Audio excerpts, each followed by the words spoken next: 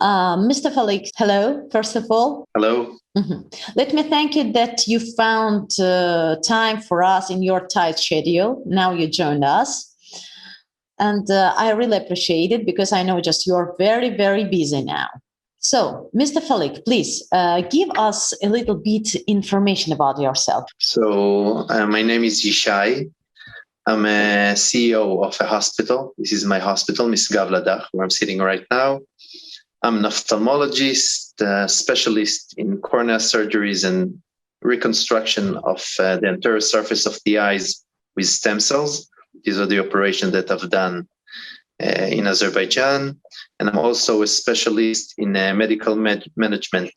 So in Israel, in order to govern a hospital, you have to have a specialty, a subspecialty in medical management, and also, of course, an MBA, Master's in Business Administration. And yes, I'm a family man. I've got 3 children and a wife who is an oncologist. She's also a doctor, and she has her own laboratory with PhD students. So this is in general me. God bless your family and your children. Thank you very much. The first question what I wanted to ask is, why did you come to Azerbaijan and what was your activity here? So Yeshat organization under Hassan. So Yeshat organization's head is Mr. Elvin and Hassan head is Mr. Ulvi.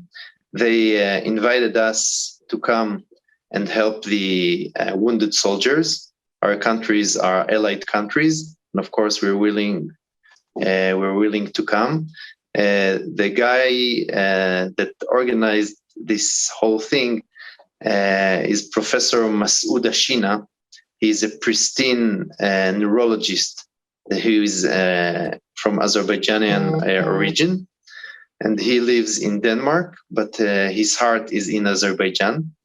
So he made the contact, and I made the contact with the Israeli physicians, and we came a group of 8, team of 8 people, 6 physicians, 1 ocularist that makes the prostheses, and an administrator.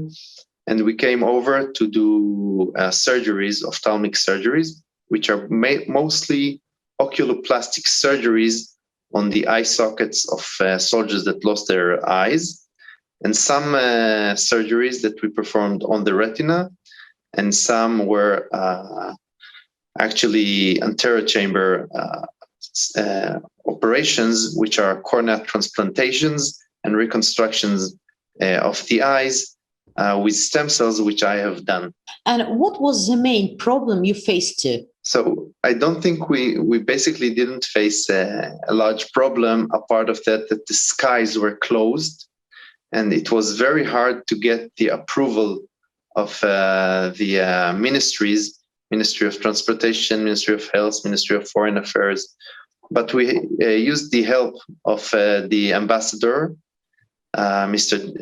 George Dick, who is a great person.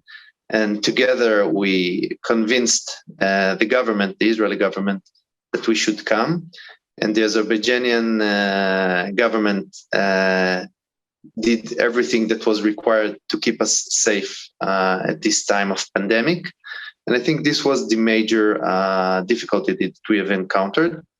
Otherwise, we got a lot of information from Yeshat organization about the wounded soldiers. So we were able to manufacture and create, of course, everything is manual, prostheses for those soldiers. And many of them got prostheses and operations. And some soldiers actually regained sight and came and got their vision back. And are you pleased with your job? And how do you think whether you could help or not? I think this was an amazing opportunity in a matter of humanitarian opportunity, because there were so many wounded soldiers that had to regain their lives back. I think a person that we saw some patients from the first Karabakh war, that some of them still don't have any prostheses. Some of them has not nice prostheses. They look like wounded people. The people that we helped in these operations, a part of those that really can now see and return to life, some of them that lost both eyes or lost one eye, now that they walk with the prosthesis, a person from the outside world sometimes cannot even say that this is the prosthesis. So they can walk safely and they can feel proud. And even if they lost both eyes, which is very, very sad, they can still be loved by others, because when we're all humans and when we see a face that has been reconstructed and there is some nice prosthesis in place and the person doesn't look wounded, then he can, come between the people and live a prosperous life. And, it really improves their lives. Was it your first visit to Baku? Yes. Mm-hmm. I think, it was, all of us came the first time to Baku. Baku was an amazing city. It is so clean. The streets are so wide. The architecture is amazing. The Hadaya Aliyev museum was just, wow. I say one of the most impressive museums that I've been in the world. I've been in quite some places. I think very welcoming people. We always say that our nation is a welcoming nation, but I think we still have something to learn from the Azerbaijani people. Everything was top-notch, and we felt like a family. And the doctors in the hospitals, Dr. Jamil, Mr. Elmar, the head of the hospital, Dr. Jehun is the vice head of the hospital. All of them were really, really great people. And in the end, when we met in the last meeting, we felt like a family. And I said that there's no more them and us. We're one large family of physicians that are helping patients. And you should truly be proud of your team of doctors. They're really, really great doctors. An amazing facility, world-class facility. In Israel, we don't have such large hospitals for eyes. We have departments for eyes in each hospital, but one unique, huge hospital, the Zarifa Aliyeva Hospital, I think it's one of its kind in the world. Mm-hmm. When are you going to come to Azerbaijan again? Do you have any plans about that?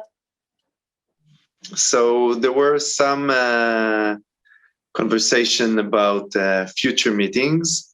Maybe some medical delegations, maybe something with the Ministry of Health. So I think we should carefully plan our next visit. There were some Jewish Azerbaijani organizations that are inviting us to come back. And I'm 100% sure that we will come back and visit.